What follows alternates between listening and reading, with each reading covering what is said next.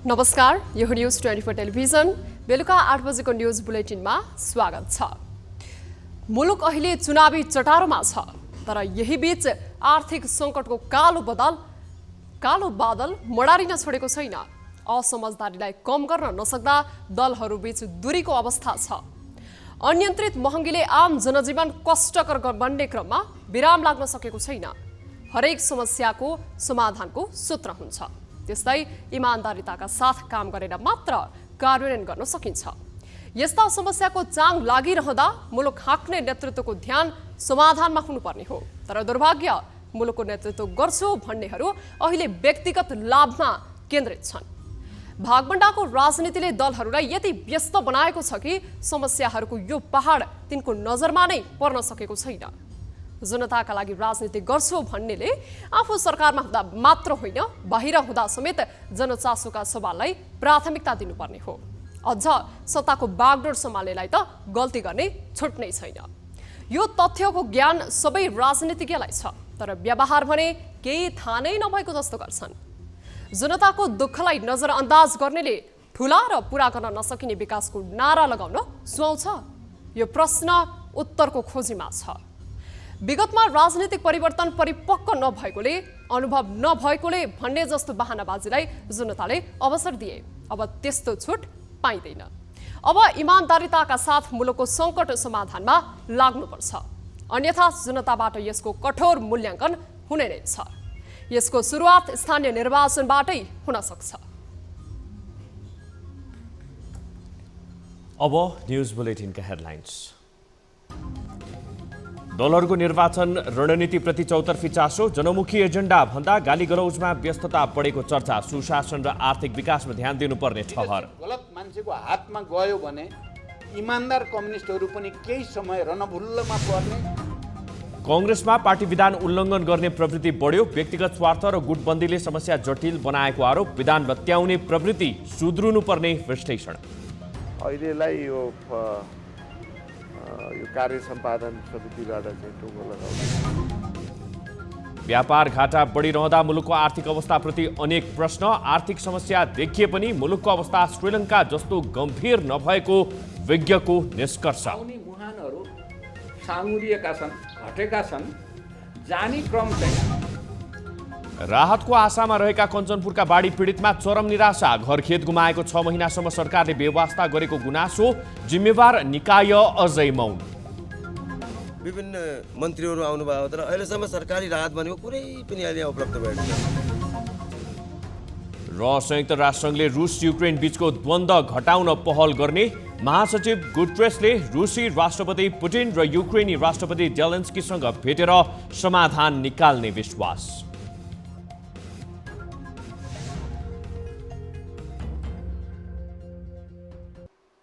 हामी निरन्तर न्यूजमा छौं। स्थानीय निर्वाचनको रन्कोमा मस्त भएका दलहरू यति बेला जितको रणनीति बुन्नमा केन्द्रित छन्। आकर्षक घोषणापत्र सार्वजनिक गर्न शक्ति खर्चेका दलहरू यति बेला अरू पार्टीको खोइरो खन्न समेत समय निकालिरहेका छन्। व्यवहारिक एजेन्डाको बलमा जनमत हासिल गर्नुपर्ने भए पनि राजनीतिक दलहरू गाली गलोजको शैलीलाई चुनावी अस्त्र बनाउनमै रमाइरहेका छन्। एक रिपोर्ट। स्थानीय तहको निर्वाचन आउन 20 दिन मात्र बाँकी छ। यो छोटो अवधिमा राजनीतिक दलले जनमतलाई आफ्नो पक्षमा ल्याउन चुनावी एजेन्डामा ध्यान केन्द्रित गर्नुपर्ने हो। स्थानीय तहको नेतृत्व गर्नेले जनतासँग नजिक रहँदै काम गर्न पाउँछ। सोही कारण दलहरूले यो चुनाव लक्षित थुप्रै काम गरेका छन्। त्यसमा आकर्षक एजेन्डा समेटेर चुनावी घोषणापत्र सार्वजनिक गर्ने कामदेखि प्रचार प्रसारका काम समेत रहेका छन्।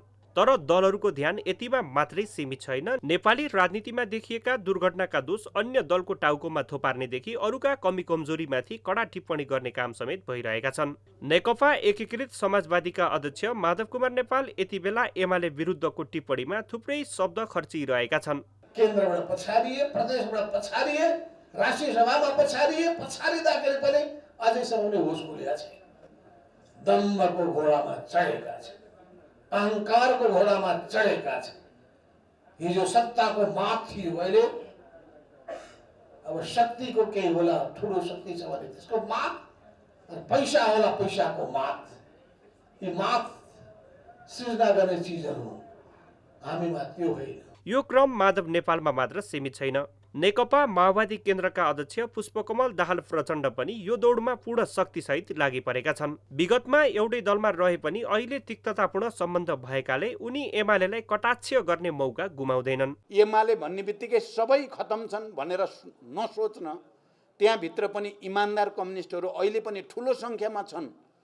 तर हुँदो के रहेछ भने लिडरसिप भन्ने कुरा धेरै ठुलो कुरा हुँदो रहेछ।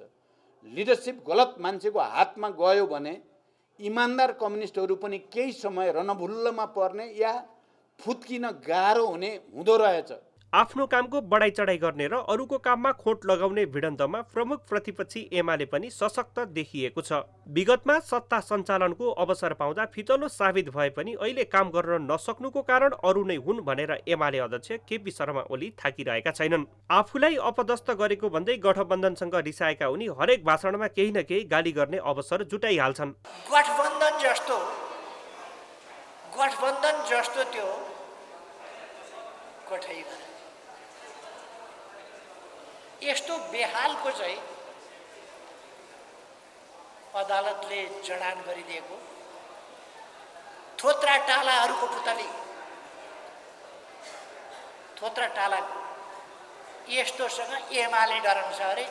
विगतमा पनि राजनीतिक दलमा एक अर्काको कमी कमजोरी खोतल्ने प्रवृत्ति थियो, तर पछिल्लो समय स्थानीय निर्वाचन नजिकिएकाले यो क्रम हत्तै बढ्दै गएको छ। दलहरूको ध्यान यस्ता विषयमा भए पनि अहिलेको समयमा जनजीविकाका सवालमा सघन बहस तथा छलफल हुनुपर्ने हो। यससँगै हुन नसकेका काम अब कसरी हुन सक्छ, सुशासन र आर्थिक विकास कसरी गर्न सकिन्छ भन्ने जस्ता विषय दलहरूको मुद्दा बन्न सक्नुपर्ने हो। तर दलहरू अझै पनि त्यसतर्फ ध्यान दिनुपर्छ भनेर सोचेको देखिँदैन। यही कारण गाउँ गाउँमा सिंहदरबार पुर्याउने दलहरूको प्रतिबद्धता कागजमै सीमित हुने खतरा बढेको छ। न्युज 24 टेलिभिजनका लागि टिभी जर्नलिस्ट सरोज बस्याल, काठमाडौँ। निर्वाचन आयोगले स्थानीय तहको उम्मेदवारी दर्ताको सम्पूर्ण तयारी पूरा भएको जनाएको छ। शनिबार काठमाडौँमा पत्रकार सम्मेलन गर्दै आयोगले आइतबार र सोमबार स्थानीय तहको निर्वाचनका लागि उम्मेदवारी दर्ताको समय तोकेको जनाएको हो। आयोगले 2 दिनको समयमा आफ्नो अनुकूल समय मिलाई सम्बन्धित निर्वाचन अधिकृतको कार्यालयमा गई उम्मेदवारहरूले आफ्नो मनोनयन दर्ता गर्न आग्रह गरेको छ।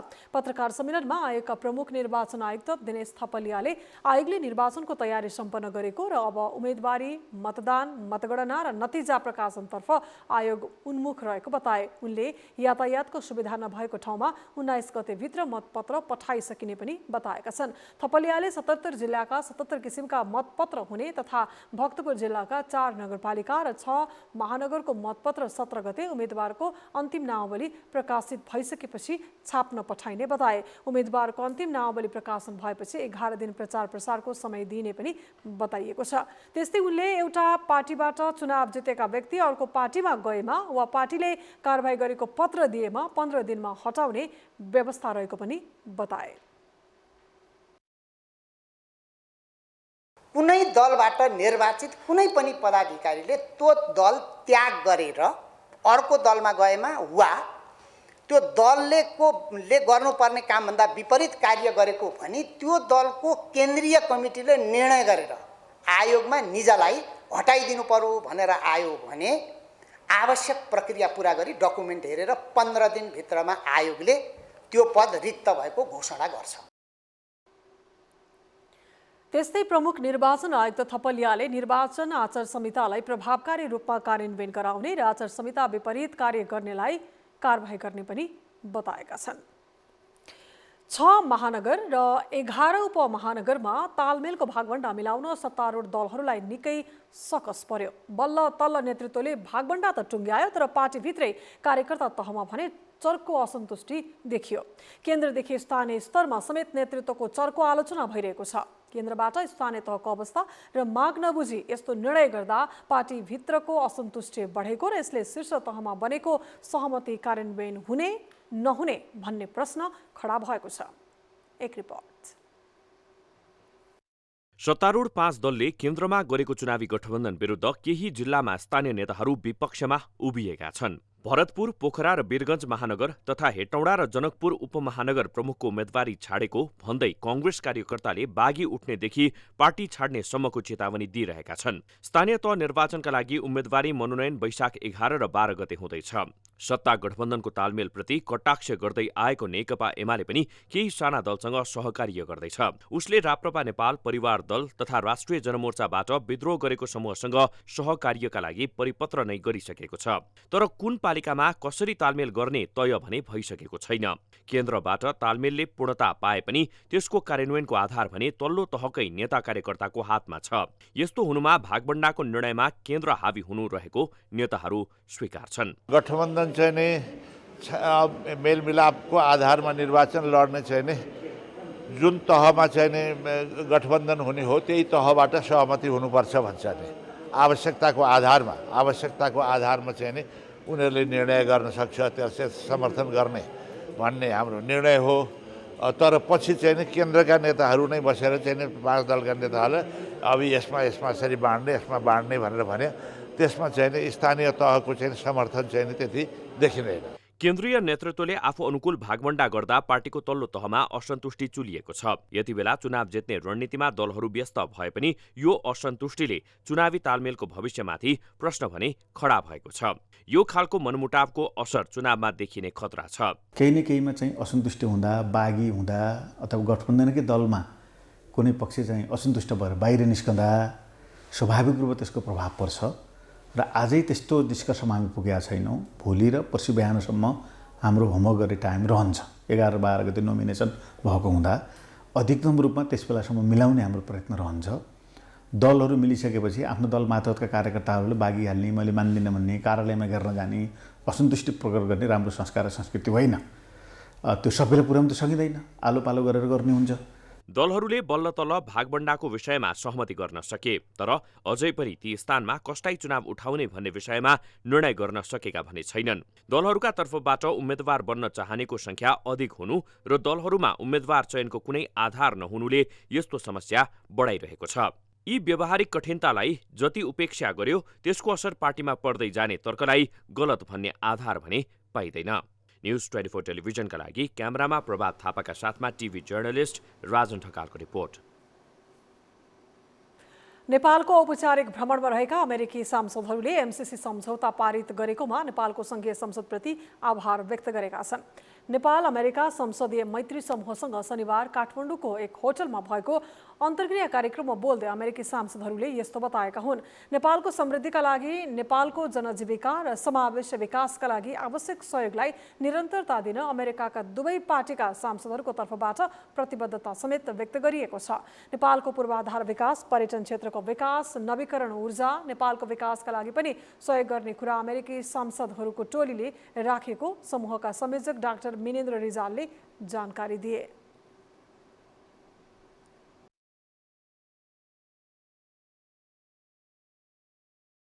भौतिक पूर्वाधार निर्माण गर्नका लागि, नेपालको पर्यटन विकासका लागि र नेपाल चाहिँ साँच्चै अर्थमा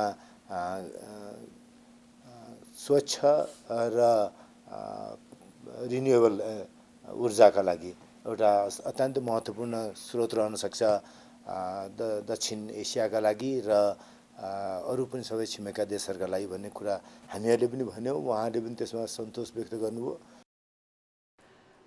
दुई मुलुक बीचको कूटनीतिक सम्बन्ध 75 वर्ष प्रवेश गर्न लागेको अवसरमा अमेरिकी सांसदहरूले नेपाल भ्रमण गरेका हुन्।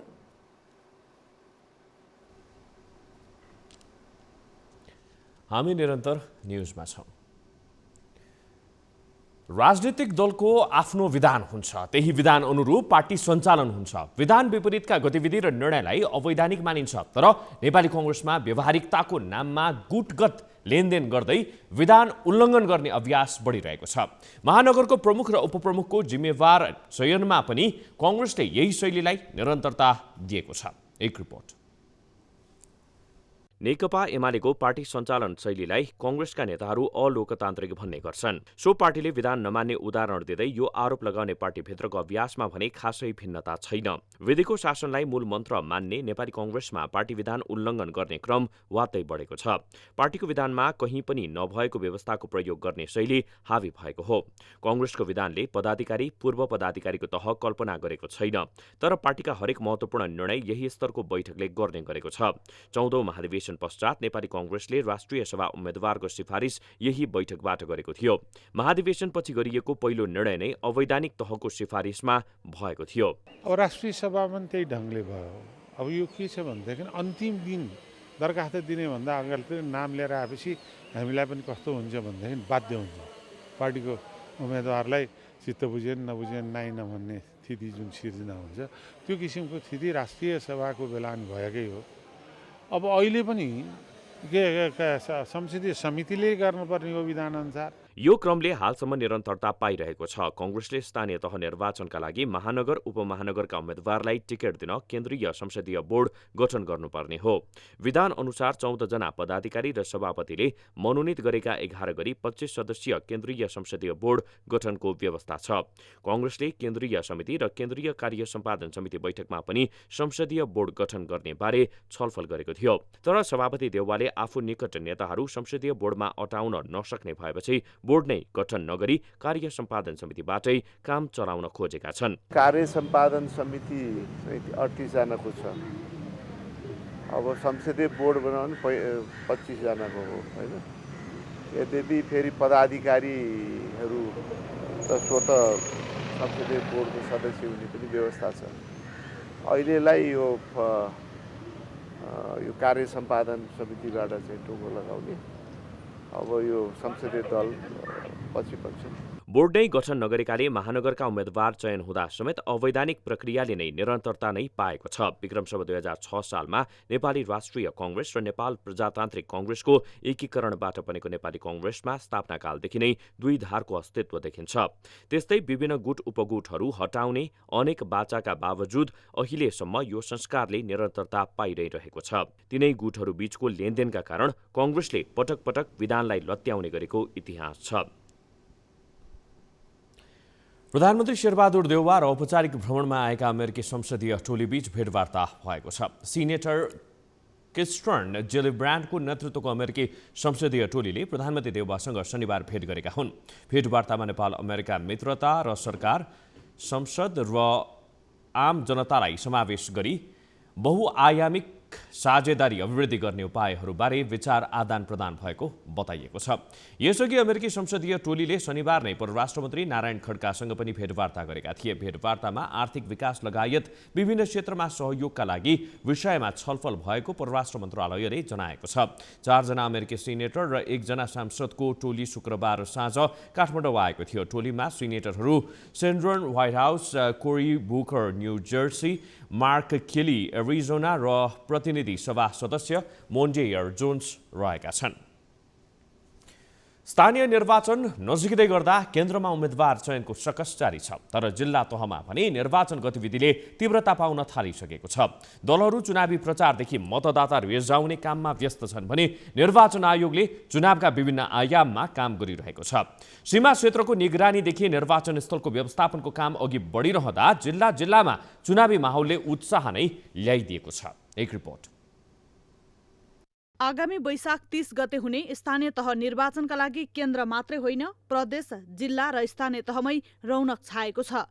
यो क्रम पूर्वदेखि पश्चिमसम्म कायम छ। झापाका 15वटा पालिकामा निर्वाचन आचार संहिताको निर्वाचन आयोगले काम गरिरहेको छ। आयोगले आचार संहिताको विषयमा सघन रूपमा काम गरेको हो। उम्मेद्वारको निर्वाचन चिन्ह, पोसाक, लोगो, झोला, ब्याज, ट्याटू जस्ता साङ्गीतिक सामग्री उत्पादन गर्न, बिक्री वितरण गर्न वा प्रदर्शनमा आयोगले कडाई गरेको हो। आचार संहिताको अनुगमन हामीले बृहत र सूक्ष्म सबै तरिकाले गरिरहेका हुनेछौँ। अवधिका हाम्रो संयन्त्रहरू, विधिगत संयन्त्रहरू, जतिसुकै परिकल्पना गरेका विधिगत संयन्त्रहरू प्रारम्भ हुन्छन् र बन्छन् र तिनले काम गर्न प्रारम्भ गरिहाल्छन् र त्यसको असर जहाँ जहाँ लागु भएको छ त्यहाँ त्यो चाहिँ देखिन थाल्छ। 1 नम्बर प्रदेशको अन्य जिल्लाभन्दा झापा भारतसँग जोडिएको स्थानीय तहको मतदान स्थल सुरक्षाका दृष्टिले अति संवेदनशील मानिन्छन्। जिल्लाको 144.2 किलोमिटर सीमा क्षेत्र खुल्ला छ। झापामा 51 मतदान स्थल अति संवेदनशीलको सूचीमा रहेको छ। 286 मतदान स्थल रहेको झापामा 777 मतदान केन्द्र तोकिएका छन्। बाँकी 153 मतदान केन्द्र संवेदनशील र 82 वटा सामान्य सूचीमा रहेको छ। जिल्लामा 6,46,234 जना मतदाता रहेको निर्वाचन कार्यालय झापाले जनाएको छ। यता नुवाकोटमा पनि स्थानीय तह निर्वाचनको तयारी जोडतोडका साथ अघि बढेको छ। आयोगले जिल्लाका स्थानीय तहका लागि खटाएको निर्वाचन अधिकृतहरू जिल्ला आइपुगेर सम्बन्धित स्थानीय तहमा निर्वाचनको तयारी थालेका छन्। यही कारणलेबाट अब यो स्थानीय तह नुवाकोट जिल्लाको अरू तहका समेत समन्वय र सुपरिवेक्षण गर्ने लगायत विदुर नगरपालिकाको निर्वाचन अधिकृतको कार्यालय समेत यहाँ स्थापना भएको कुरो मैले यहाँ जानकारी राखेँ। नुवाकोटमा 132 मतदान स्थल र 287 वटा मतदान केन्द्र छन्। 1422 मतपेटिका रहनेछन् भने 2,37,434 मतदाता निर्वाचनको समयमा मतदानमा सहभागी हुनेछन्। उता केन्द्रीय नीति विपरीत कांग्रेसले एमालेसँग तालमेल गर्ने तयारी गरेसँगै सिन्धुपाल्चोकमा भने सत्ता गठबन्धन धरापमा परेको छ। कांग्रेस, माओवादी र एकीकृत समाजवादीमा यो असमझदारी देखिएको हो। माओवादी केन्द्र र समाजवादीले 12 मध्ये 6 स्थानीय तह लिएर भागबण्डा गर्ने अडान नछोड्दा गठबन्धन कमजोर बन्न पुगेको हो। कांग्रेसले 4 भन्दा बढी सिट दिनै नसकिने अडान राखेपछि वैशाख 6 गते यता गठबन्धन बैठक बस्न सकेको छैन। त्यस्तै रोल्पाको रुन्टीगढी गाउँपालिका स्थित निर्वाचन अधिकृतको कार्यालयले सर्वदलीय तथा सर्वपक्षीय बैठक सम्पन्न गरेको छ। बैठकमा राजनैतिक दल र उम्मेद्वारले पालना गर्नुपर्ने निर्वाचन आचार संहिता र उम्मेद्वारी दर्ता गर्दा ध्यान पुर्याउनुपर्ने कुराहरू र पेश गर्नुपर्ने आवश्यक कागजात तथा कानुनी प्रावधानका बारेमा जानकारी गराइएको छ। नेपाली नागरिकताको प्रमाणपत्रको प्रतिलिपि सम्बन्धित वडाको भनिसके अनि त्यसबाट एउटा सो घोषणा फाइल छ। यो सो घोषणा फाइल हजुरले हेरिहाल्नुहुन्छ। स्थानीय निर्वाचन दलहरूको लागि विशेष महत्त्वको हुन्छ। यहाँ आउने नतिजाले आगामी निर्वाचनको दिशाबोध समेत हुने भएकाले दलहरू जित सुनिश्चित पार्न अनेक रणनीति बनाउन व्यस्त छन्। यस्तै चुनाव सम्पन्न गर्ने दायित्व पाएका निकायको लागि समेत यो ठूलो जिम्मेवारी हो। यो काम कसरी सम्पन्न हुन्छ भन्ने थाहा पाउन केही समय कुर्नुपर्नेछ। न्युज 24 टेलिभिजनका लागि टिभी जर्नलिस्ट झापाबाट युवराज आचार्य, नुवाकोटबाट दुर्गा पनेरू, सिन्धुपाल्चोकबाट दीपक खत्री र रोल्पाबाट एलबी मगरको रिपोर्ट। पछिल्लो समय मुलुकको व्यापार घाटा तीव्र दरमा बढिरहेको छ। निर्यात नगण्य हुनु र आयात बढिरहनुले यो अवस्था बनाएको हो। दैनिक रूपमा प्रयोग हुने तरकारीदेखि इन्धन लगायतको डरलाग्दो आँकडाले यो समस्या तत्कालै समाधान हुने देखिँदैन। यो अवस्था बढिरहँदा मुलुकको कतै श्रीलङ्काको जस्तै आर्थिक सङ्कटमा परेको त होइन भन्ने आशंकाले बल पाइरहेको छ। विशेष गरी व्यापार घाटाको तथ्याङ्क विदेशी मुद्रा संचित घट्नुले यो विषयमा चौतर्फी चासो बढेको हो। एक रिपोर्ट। आर्थिक वर्ष 2078-79 को पहिलो 9 महिनामा देशको व्यापार घाटा 13 खर्ब भन्दा माथि पुगेको छ। चैत महिनाको अन्त्यसम्म आयातका लागि मात्र 13 खर्ब 6 अर्ब 8 करोड 90 लाख रुपैयाँ विदेशिएको भन्सार विभागको तथ्याङ्कले देखाएको छ। अहिलेको आँकडाका आधारमा आर्थिक वर्षको अन्त्यसम्ममा 17 खर्ब भन्दा पनि बढीको व्यापार घाटा हुने देखिएको छ।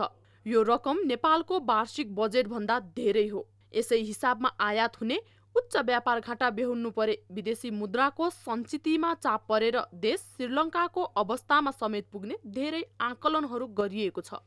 वैदेशिक मुद्राको सञ्चित किन घटेर गयो भन्दा त्यसका स्रोतहरू 5वटा हुन् वैदेशिक मुद्राका स्रोतहरू। एउटा चाहिँ विप्रेषण, अर्को वैदेशिक लगानी, अर्को वैदेशिक सहायता, अर्को निकासी र पर्यटन। यी 5वटै क्षेत्रमा को आउने मुहानहरू साँगुरिएका छन्, घटेका छन्। जाने क्रम चाहिँ बढेको छ। यो व्यापार घाटा उच्च भएकोबाट पनि हामी देख्न सक्छौँ। बजारमा जस्तो चर्चा चले पनि मुलुकको आर्थिक अवस्था चिन्ताजनक नरहेको देखिन्छ। अहिले मुलुकमा विदेशी मुद्राको सञ्चिति 6.5 महिनालाई पुग्नेछ। देशको वैदेशिक ऋण पनि कुल ग्राहस्थ उत्पादनको 43% मात्रै छ। तत्कालका लागि आयातले देशको अर्थतन्त्रलाई नकारात्मक दिशामा लगेको अवस्था छैन। तर यो अवस्था कायमै रहे सङ्कटको अवस्था नआउला भन्न सकिँदैन। सरकारले यसबारे विभिन्न कदम चाले यो समस्या बिस्तारै सहज हुने अपेक्षा गरिएको छ। सरकारले आयातमा गरेको कडाई, विदेशी मुद्रा अवैधानिक तवरले बाहिरिने क्रममा अंकुश लगाएकाले यो अवस्था सुध्रन सक्ने देखिन्छ। अहिलेको अवस्थाले अर्थतन्त्रलाई कठिन पारे पनि नियन्त्रण बाहिर नगएको विज्ञहरूको ठहर छ। एकदमै हाम्रो अर्थतन्त्र बलियो छ, हाम्रो कुनै किसिमको समस्या नभएको अर्थतन्त्र हो भन्ने चाहिँ होइन। के स्वाभाविक रूपमा आयात बढेको छ, तपाईको विदेशी मुद्राको सञ्चित घटेको छ, तर अर्थव्यवस्था नियन्त्रण बाहिर चाहिँ गएको छैन। हामीले मजासँग नियन्त्रण गर्न सक्ने अवस्थामा चाहिँ छौँ। श्रीलङ्काको अवस्थासँग हाम्रो मेल खाँदैन। कोरोना महामारीका कारण मुलुकको आर्थिक गतिविधिमा शिथिलता आउनु, सरकारले सुरुवातमा गलत नीति लिनु जस्ता कारणले यतिबेला अर्थतन्त्रले दबाव बेहोर्नु परेको हो। अझै पनि स्थिति नियन्त्रण गर्न सकिने अवस्थामा रहेकाले विगतका गल्तीबाट पाठ सिकेर सुधारका कदम चाल्न सक्नुपर्छ। निरन्तरको व्यवस्थाले सङ्कटको चपेटामा पर्नुभन्दा अहिले नै अर्थतन्त्रलाई ट्र्याकमा लैजान ध्यान दिन सक्नुपर्छ। न्युज 24 टेलिभिजनका लागि क्यामेरामा कान्छा डङ्गोलका साथ टिभी जर्नलिस्ट खगेश्वरी कार्की, काठमाडौँ। न्युजहरू अझै बाँकी छन्, अब पालो ब्रेकको।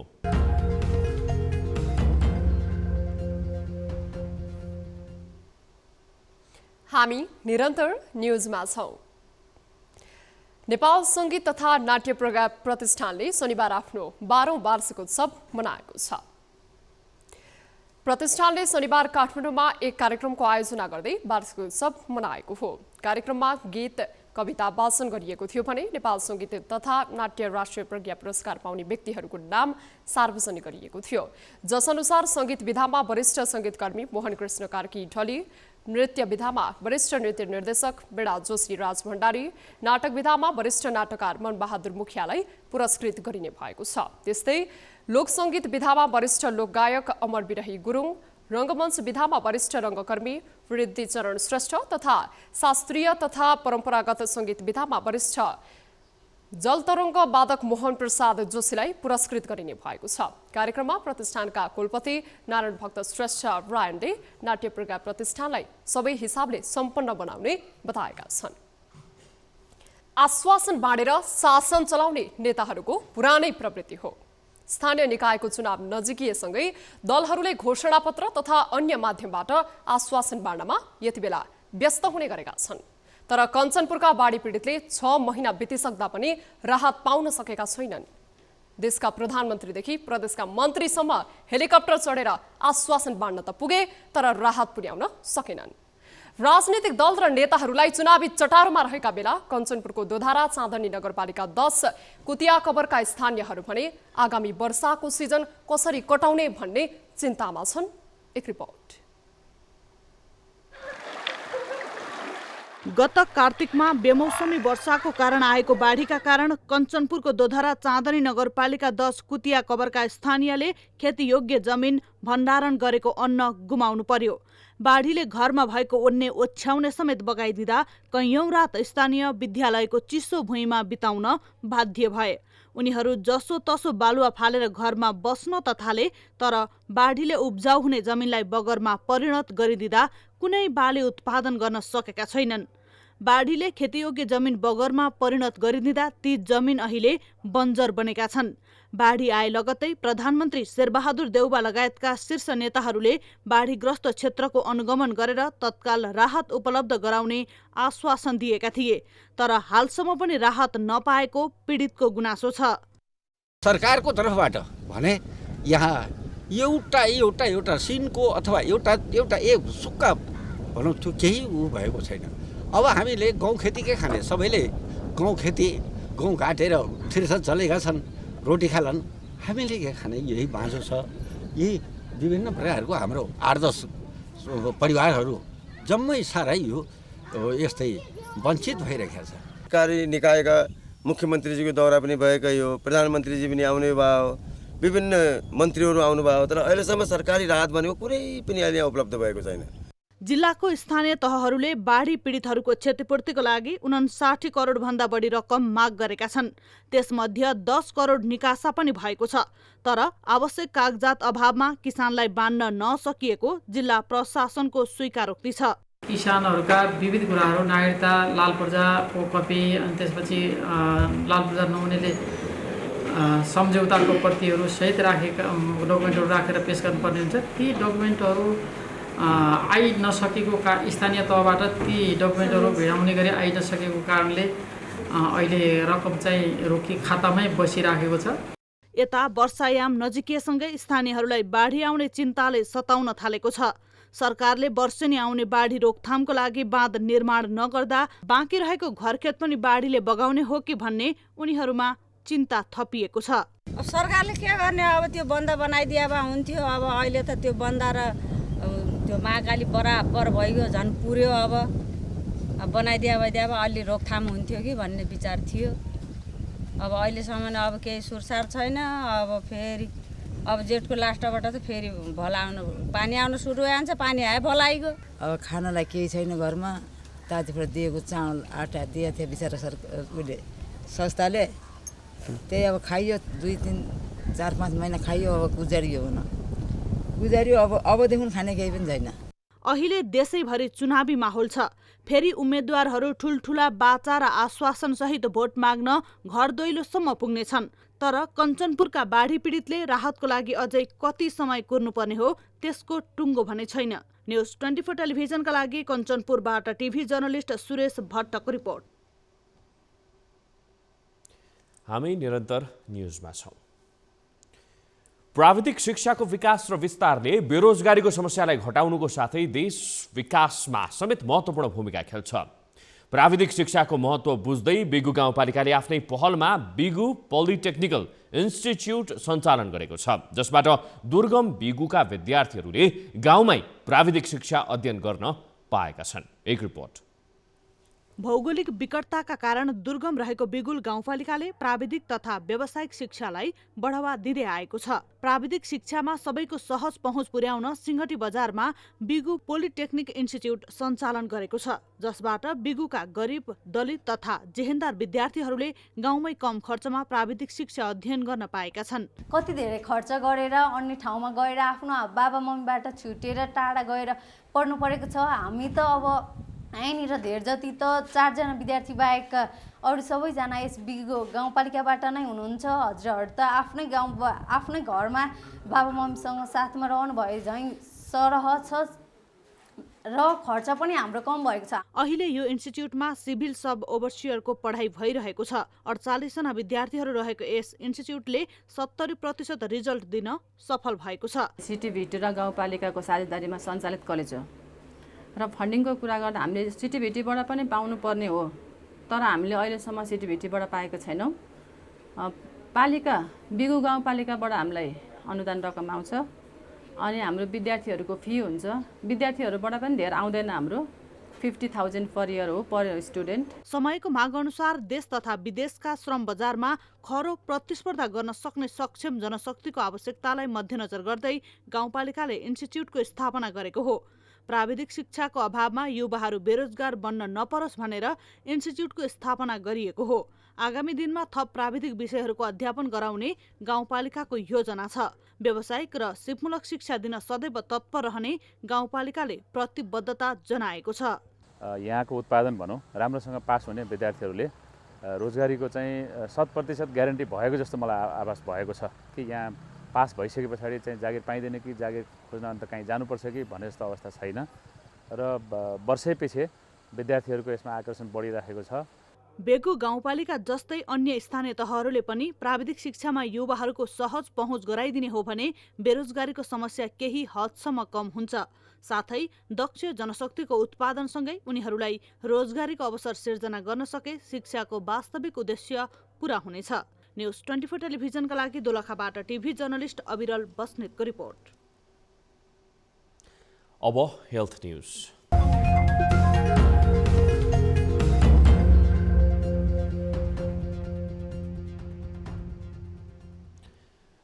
नेपालमा शनिबार थप 18 जनामा कोरोना संक्रमण पुष्टि भएको छ।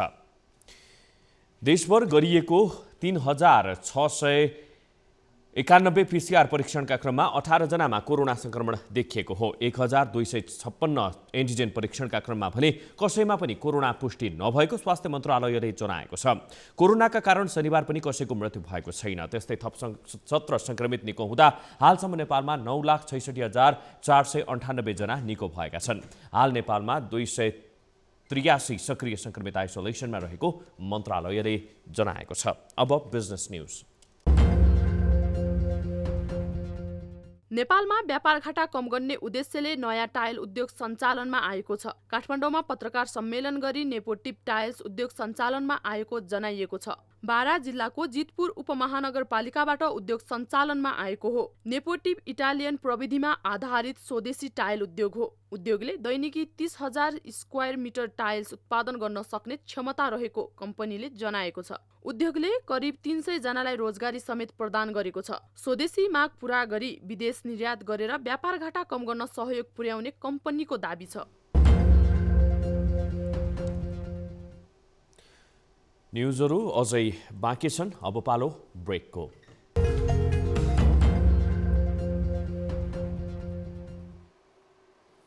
हामी निरन्तर न्युजमा छौँ। अब स्पोर्ट्स न्युज।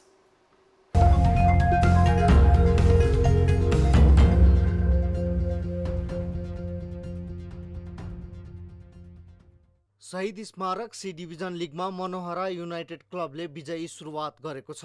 शनिबार बिहान सातो बाटो स्थित एन्फा कम्प्लेक्समा भएको खेलमा मनोहराले वीरगञ्ज युथ एकाडेमीलाई 4-0 को फराकिलो गोल अन्तरले पराजित गरेको हो।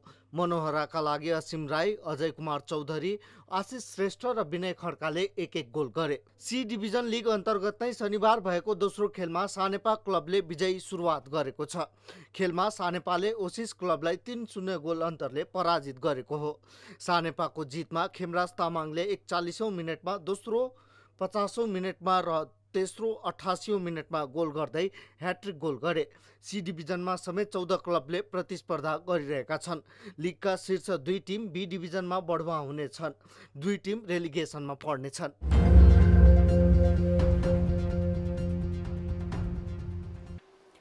अब वेदर अपडेट।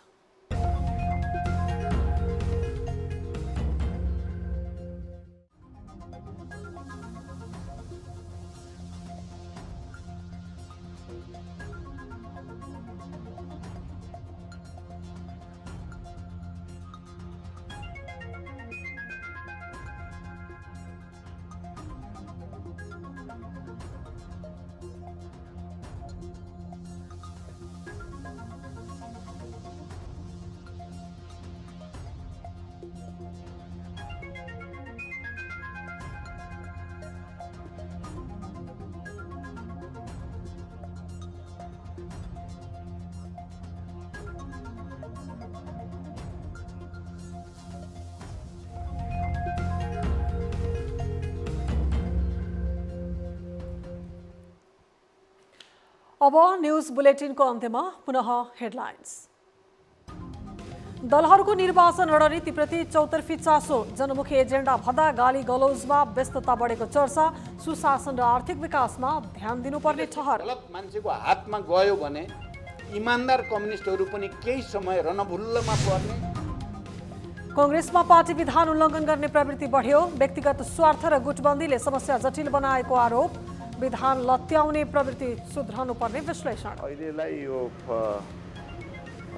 कार्य सम्पादन समितिबाट चाहिँ टुङ्गो लगाउने। व्यापार घाटा बढिरहँदा मुलुकको आर्थिक अवस्थाप्रति अनेक प्रश्न। आर्थिक समस्या देखिए पनि मुलुकको अवस्था श्रीलङ्का जस्तो गम्भीर नभएको विज्ञको निष्कर्ष। मुहानहरू साँगुरिएका छन्, घटेका छन्, जाने क्रम चाहिँ।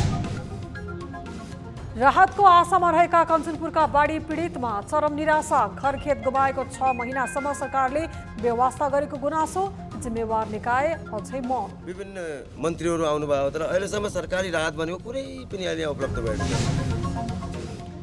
र संयुक्त राष्ट्र सङ्घले रुस युक्रेन बीचको द्वन्द्व घटाउन पहल गर्ने महासचिव गुटेरेसले रुसी राष्ट्रपति पुटिन र युक्रेनी राष्ट्रपति जेलेन्स्कीसँग भेटेर समाधान निकाल्ने विश्वास।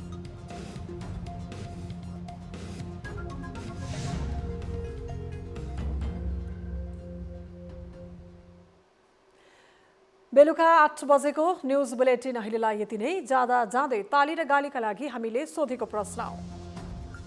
तातोपानी र केरुङ नाकामा कायम व्यापार अवरोधलाई नेपालका लागि चिनिया राजदूत हौ याङ ठीले परिस्थिति जन्ने समस्या हो, नाकाबन्दी होइन भनेर दिएको प्रस्तुति चित्त बुझ्दो छ भनेले तालीमा र छैन भनेले गालीमा भोट गर्नुहोला।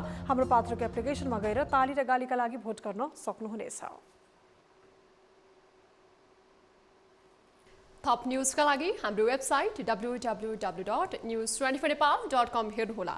साथै हामीलाई फेसबुक, ट्विटर र युट्युबमा पनि फलो गर्न सक्नुहुनेछ। यस्तै मोबाइल, इमेल र भाइबरबाट न्युज 24 को हेल्प डेस्कमा केही समस्या र गुनासा छन् भने सम्पर्क गर्न सक्नुहुनेछ।